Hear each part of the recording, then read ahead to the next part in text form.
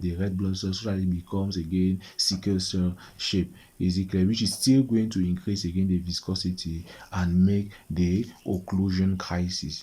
Is it clear? So that's how dehydration can explain sickle cell crisis. Now the next one we have hyperthermia. Is it clear? We have hyperthermia.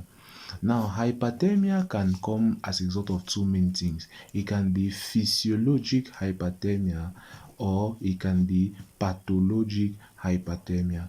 Is it clear? Now, the causes of physiologic hyperthermia, you have things like one, the environment. Is it clear? So let's say somebody is in a very hot environment. Is it clear? Like desert and all that. It can have sickle cell crisis. Is it clear? Somebody that is in a desert and all that can have sickle cell crisis because of the high temperature. Is it clear? Now, other cases of physiologic hyperthermia, we have things like exercise. Is it clear? Exercise both result to hyperthermia and also result to hypoxemia. Is it clear? And or hypoxia. So exercise is also going to be around among the physiologic hyperthermia or hypoxia. Now the next one after, so those are the major ones under the causes of hyperthermia, well, physiologic hyperthermia. Now the causes of pathologic hyperthermia, we have major causes of fever. Generally, anything that can result to fever is going to be a cause of the pathologic hyperthermia.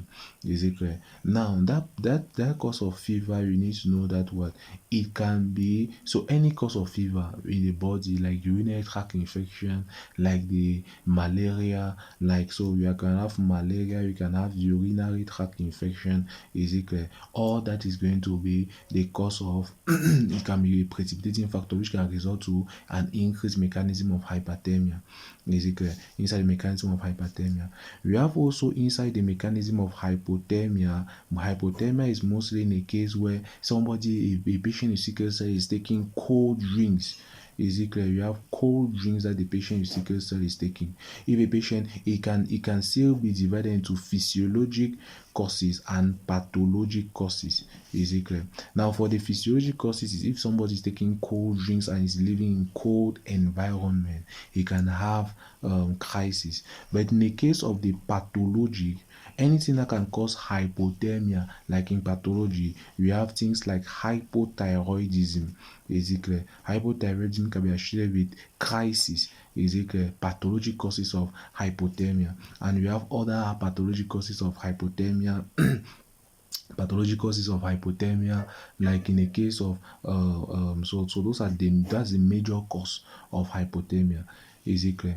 Now you need to know that I've also forgotten to explain the fact that the hypoxia, the etiologies of hypoxia. Is it clear? Hypoxia can come also pathologically, or it can come physiologically. Is it clear? So the physiologic cause of hypoxia can be the case of high altitude. Is it clear? When the patient goes to high altitude, he is going to have physiological cause of hypoxia. But pathologic or even exercise, high altitude and exercise causes physiological cause of hypoxia. Now, pathological cause of hypoxia is anything that can cause a problem to the lungs. Is it clear? You have chronic obstructive pulmonary disease in a patient. You have acute pneumonia in the patient. Is it clear? You have respiratory bronchiolitis. You have asthma. Is it clear? So all those are things that can result to asthma. All those are things that can result to precipitating asthma crisis, can result to precipitating factors of sickle cell. Is it clear? So those are the things that you need to visualize for the precipitating factors of sickle cell anemia. Is it clear? Now we also have for dehydration.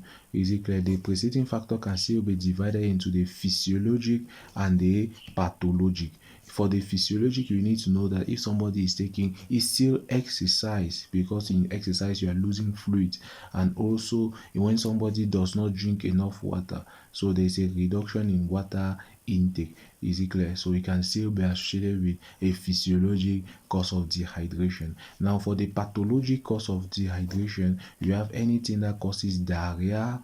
is it clear? Anything that causes diarrhea, vomiting, is it clear? Fast breathing, anything that can cause diarrhea, vomiting, fast breathing can because you can lose fluid, or anything that can cause sweating, is it clear?